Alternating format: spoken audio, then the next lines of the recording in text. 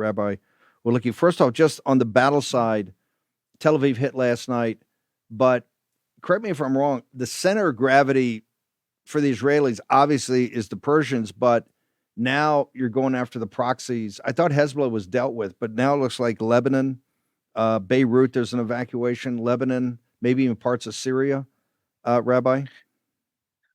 Well, I mean, the Lebanon situation has been an open sore since the official ceasefire, and I say official ceasefire because it hasn't really been much of a ceasefire that was struck over a year ago.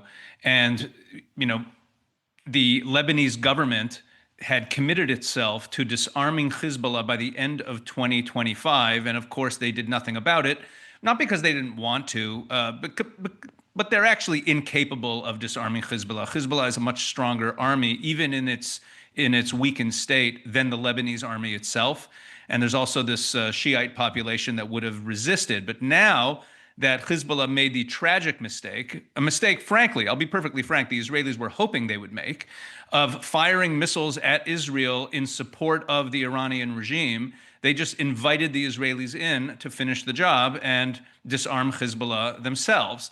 So that's what the Israelis are doing now. They're going in there, and the Lebanese are playing this funny game where they're no longer complaining about Israeli airstrikes as they used to. It used to be when Hezbollah would attack Israel, Israel would attack Hezbollah positions, and then the Lebanese government would make noises about being upset about Israel attacking. And now that's not happening. You actually have even Shiites in the population, even the Amal party, which is a Shiite party that for decades has been the partner in the government with Hezbollah, which also functions as a political party. Amal voted to declare Hezbollah illegal the other day. So Hezbollah is now isolated in Lebanon. Israel's going in to finish them off. Is this part of the greater Israel project?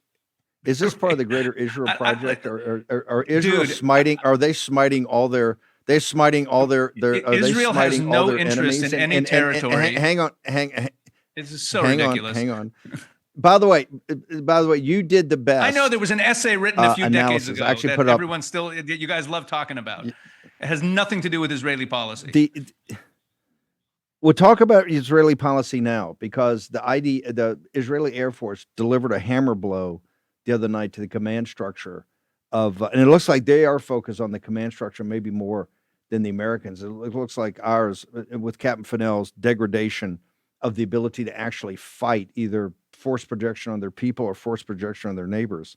It looks like the Israeli Air Force still very focused on leadership decapitation. But this war is expanding, not just in the Gulf with Persian versus Arab. It's also expanding in Syria and Lebanon and other areas, maybe even with the Kurds. I mean, a little bit into Syria. The Syrians themselves aren't. I mean, we're not going to be butting up against Ashara or anything like that. But you do have the issue with the Kurds in Iraq is a sticky one. I don't see Israel right now being involved in that, although they did bomb a few Iranian IRGC bases on the Iranian side of the Iraq-Iran border, trying to set the stage for a Kurdish incursion. But there's no agreement between the Iranian Kurdish groups and the Iraqi Kurdish groups, who are both in Iraq. If that's confusing, sorry, that's the way it is. The Iranian Kurdish groups are based in Iraq, but they don't get along with the Iraqi Kurdish groups, who are more aligned with the Iranian regime and Turkey. This can get a little confusing, but the key arena that Israel is focusing in besides Iran is Lebanon. Lebanon is on our northern border. Steve, let's pull back the camera. Israel's doctrine of defense changed after October 7th. And it is no longer based on an evaluation. I've said this on your show before. It's no longer based on an evaluation of our enemies' intentions. And are they deterred? Are they not deterred? Can we make an agreement with them? Can we appease them with some economic deal with the West? It's no longer based on that. It's simply based on an evaluation of capabilities. And when there are regimes or groups that pledge openly that their goal is the destruction of Israel and the genocide of the Jewish people, as the Iranian regime does, as Hamas does, as Hezbollah does, so long as they have any capabilities to harm Israel, we will deal with those capabilities. And I was listening to Sam Faddis before, and he's absolutely right. The Israelis' goal is to eliminate the threat. And the bottom line is, if you allow your country to be taken over by insane people who do crazy, reckless things, then FAFO. Unfortunately, there is a price to pay. And I'm with you on the Iranian people. I'd love to see a healthy regime change. But whatever comes after this regime, no matter how chaotic it is, from Israel's perspective, is not going to be as dangerous as the regime itself. And therefore, Israel is going to protect itself and it's going to look after its own interests. Do we want a regime that's more peaceful with us and that is stable? Yeah, sure, it'll be better for everybody. But top of the agenda for Israel is simply eliminating threats wherever they may be. And the threat from Lebanon with Hezbollah, it's been festering too long. The Lebanese government has not been willing to do anything about it. So Israel's stepping in and doing something. And it seems that the Lebanese are actually in favor of Israel dealing with the problem once and for all, even though they're not being too vocal about it. But that's the signals that we're getting. But just so we can be realists, though, in a lot of the Levin, you see all this propaganda coming out that we want a free and democratic Iran and Persia.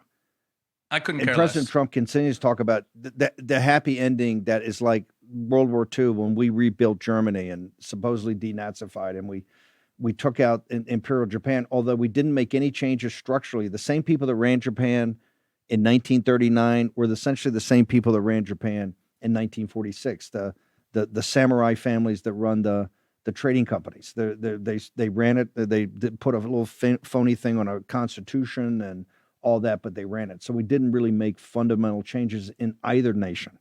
But it was on the surface a happy ending. Well, Here, and I think Sam said it. I don't care if Persia and Iran go into a 30-year hellhole. I could care less. They brought the Islamic Republic on. We had the Shah, and maybe he didn't get there. Maybe he wasn't democratically elected, but the country had a thriving middle class, or at least was trying to do that. Obviously, it was very Western, and that seems like it didn't assimilate into Persian culture. But these people and their parents and grandparents brought it on. They're going to have to, and I would have loved to had a situation where just economically with Scott Bessent, who was destroying their currency and destroying the economy. And now we know, and this is the hidden game that nobody talks about. We never went to what UAE threatened the other day in Dubai, which was to cut off the money. They're all the Persians' cash is not really in Switzerland. It's all in Dubai. And this is one of the reasons the sanctions have never been 100%. People say, well, how can you have these sanctions? They don't really work because the Arabs, they're playing double games all the time. And that's why when UAE threatened to cut off their money from Dubai, next thing you know, Dubai's getting lit up. Dubai is kind of like Tortuga was for the Caribbean pirates that went against the British Empire back. It's and that's what Dubai is. It's a pirate cove. And now you're getting down to it where you're starting to take their assets, take all their cash, and just and throttle them down. But I don't care. They brought it on themselves.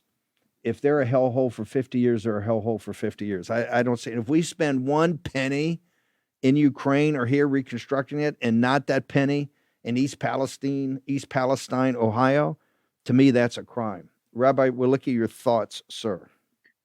Well, my thoughts, you said something really interesting just before when you were talking about how in the Japanese regime after World War II, it ended up being run by a lot of the same people who were running it before. And you said there was no real significant change, but there was. And it connects directly to what President Trump just said, that he wants unconditional surrender. Because the major change that happened, even though Japan was run by the same people, is that they dropped the genocidal imperialist ideology that led them to slaughter so many people in the Far East and create the Second World War in the Pacific Theater. So, and look at Nazi Germany. Nazi Germany also, unconditional surrender led to them becoming a fairly benign state that dropped the genocidal ideology. In January 1943 at Casablanca is where Roosevelt first said that peace can only come to the world by the total elimination of the Japanese, German, and Italian war power, which means the unconditional surrender of Germany, Italy, and Japan. He used that term then. And there's a direct causal relationship between the unconditional surrender and the breaking of those genocidal ideologies. And this connects with what you were saying before about Mamdani in New York. Islam is on the rise. Europe has fallen. We know that these guys are playing for keeps. And the only way to push back is if there's actually some sort of defeat. Now, what happens after the defeat, how much chaos there is and how much of a mess there is to clean up, that is for them to sort out. But it is I believe it's the moral responsibility of people who are good to deliver a defeat to those who are evil. Roosevelt understood that, and it worked. Imperial Japan and Nazi Germany ceased to be evil regimes. Now, and Iran, one way or another, whether out of weakness or out of a change of mindset, will also cease to be an evil regime. Yeah. So no off-ramp by Tuesday. I would also submit that should be Israel's moral high ground. To the West, not our fight. Just not. We're in it, though. We're in it, and there's no off-ramp on Tuesday.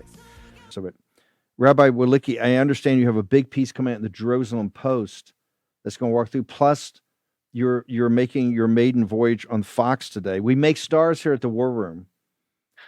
We pride ourselves in providing a platform that makes future stars. You're about to start turning, but your piece in the Jerusalem Post is you've been talking to me, been working on this for a while.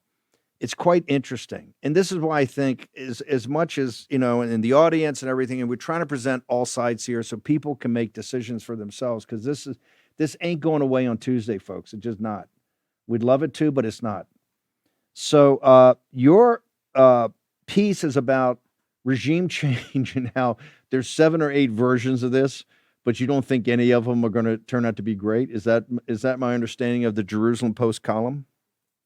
Well, let's start with the last line of the piece, which is that no matter what comes after this, nothing will be as bad as the regime that has been there for the last 47 years. I don't care what comes after it. Nothing will be as bad. But President Trump the other day indicated that he prefers a Venezuela option, which is a kind of, take out the top people and keep the bureaucrats and the structure in place so that, you can prevent chaos. And there's a lot of merits to that. There's also downsides. In the piece, I walk through what that might look like and what the pros and cons are, or sectarian violence. There was rumors about the Americans arming and assisting the Kurds, the Israelis also. And if the Kurds come in there, that's going to disrupt things. And then you have mech. You have all sorts of different factors here. So I walk through the different options for what regime change could look like, and basically none of them are very good. In addition, you mentioned my being on Fox tonight, Steve. I think what you're implying is that War Room is the farm team for Fox. I don't know if that's going to sit so well with the posse. But I am going to be on there. If any of you ever deign to watch Fox on the big weekend show at 7 p.m. tonight, I'm going to be appearing somewhere in there. That's what they tell me. And I've also I've been featured in a docuseries they've been running on Fox Nation about King David for the last few weeks. So my maiden voyage on Fox is coming. And I know you have some other guests waiting. I'm just going to give my coordinates and sign off, Steve. Yeah. I really appreciate, you just mentioned that on War Room, you try to give all sides. And I tell people all the time in my community that only on Steve Bannon's War Room does everyone get a say. And my voice is heard. Then you have the people on the other side, and you're really giving your audience a full picture of the different approaches to this, to this situation. And that's what the War Room is all about. And I'm honored to be a part of it. That's what we're trying to. All right. So you can follow me where do they go at for Rabbi your PW content? on X. You can go to our Israel 365 News YouTube channel, my own personal YouTube channel, and of course, Israel365action.com. And there you could sign up for our newsletter, stay informed about what's going on in the Middle East and with Israel. And thank you again, Steve. Thank you, sir. Appreciate you. Good luck tonight.